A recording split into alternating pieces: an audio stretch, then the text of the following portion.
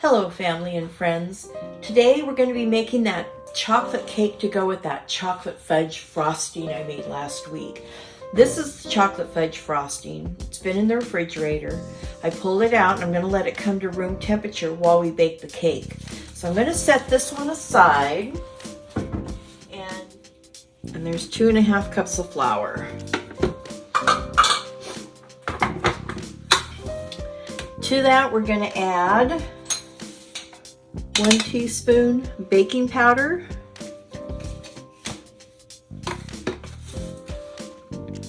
2 teaspoons of baking soda,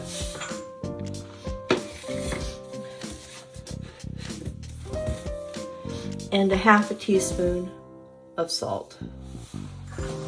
We'll just mix this up, get everything incorporated, and then we're going to set this aside. Okay, the next part, we're going to add 3/4 cup of hot water. We're going to add the 1/2 cup of cocoa powder. And I'm going to add 2 teaspoons of this amazing vanilla. Very rich. Look at that. Look at that.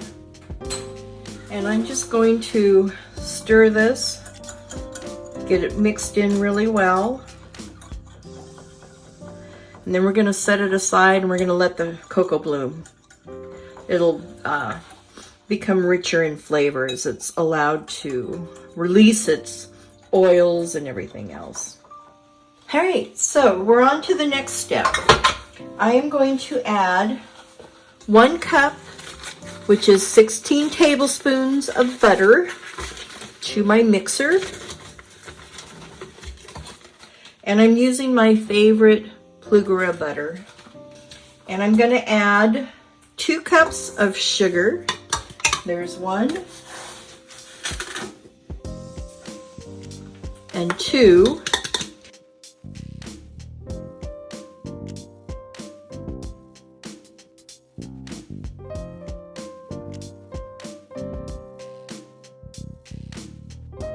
Okay, you can see how that's creamed up really well. So now I'm going to add my eggs one at a time.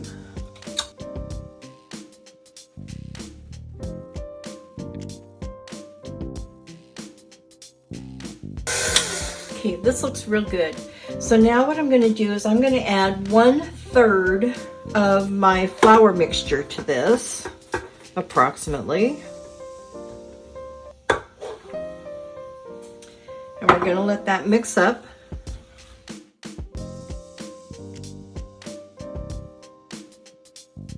Now I'm going to add 1/2 cup. This is 1 cup, but I'm going to add 1/2 of it to this mixture.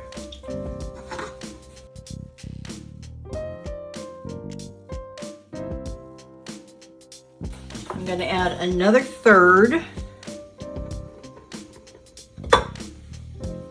of the flour mixture.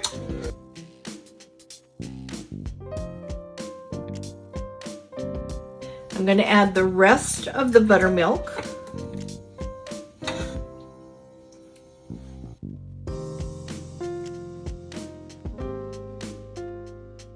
Now I'm going to add the rest of the flour.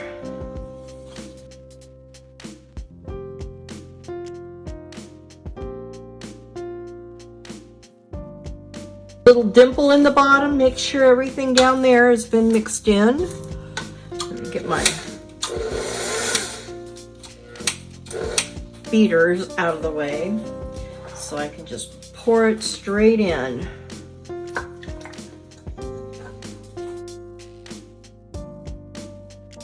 We're going to let this mix up really well.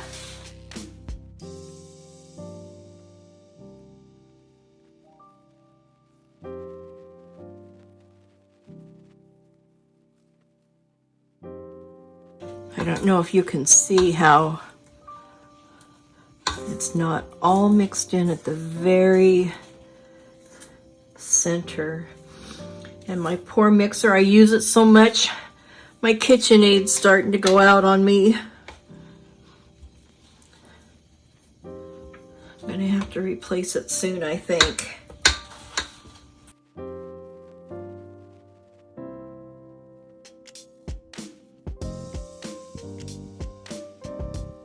Oh yeah, much better. Looks pretty good. All right. Let me take this down. I'll show you what I do. I've prepared my 2 cake pans. I do spray it with cooking spray, but then I take and cut a circle of parchment paper and put in the bottom, and it just helps to cook it evenly.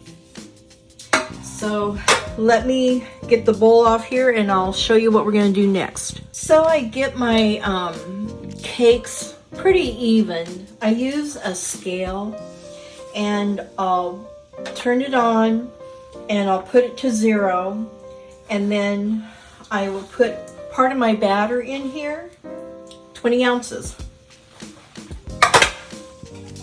So I'm gonna come to this one. I'm gonna bring it to a 0. And I think I should be close. Let's see what we got. Okay, that's 26 ounces. Actually,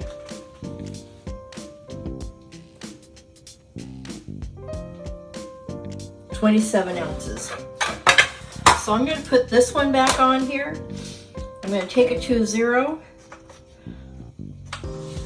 and I'm going to add 7 more ounces to this one. So there's 27 ounces. Very close. It's off by a little bit, not much. And so they should come out pretty even. So we're going to put them in an oven at 350 degrees for about a half an hour. And then I'll come back and show you what they look like.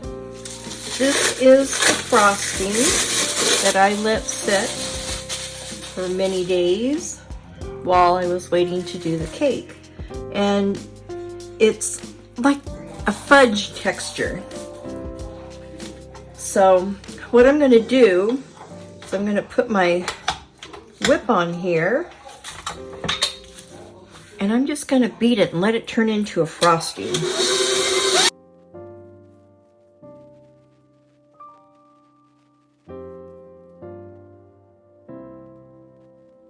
So I'm going to scrape down the sides, but as you can see the dark fudgy and then the light where it's turning into the frosting.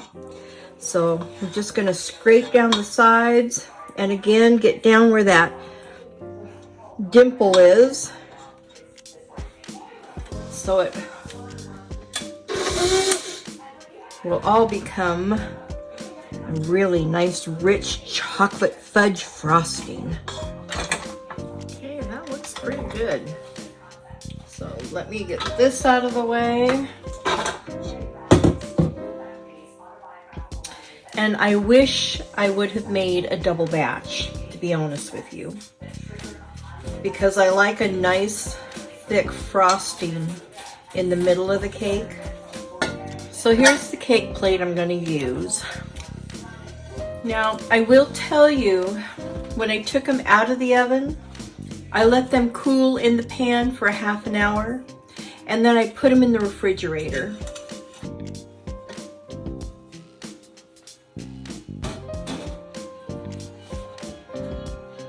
So I did the parchment paper, and I'm going to pull that off. Look how nice that looks.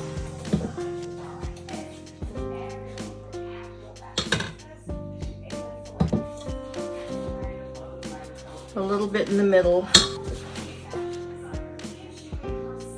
Just get it spread around.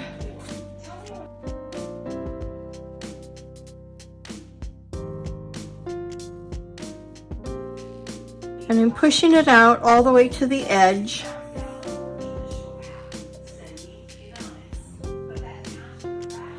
And then we're going to put the other layer on top. Now what I'm going to do is I'll peel the parchment paper off, and because this is flat, I want to put flat and flat together. So I'm going to turn it over, and you won't have the gaps. It looks pretty good, doesn't it?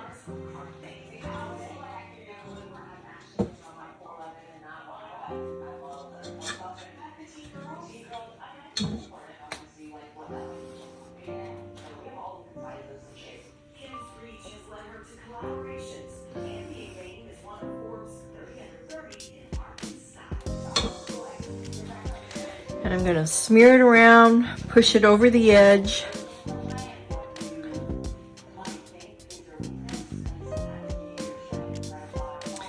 And I don't know, I'll finish it off with maybe some sort of a crushed cookie or shaved chocolate. I haven't quite decided what I'm going to do yet.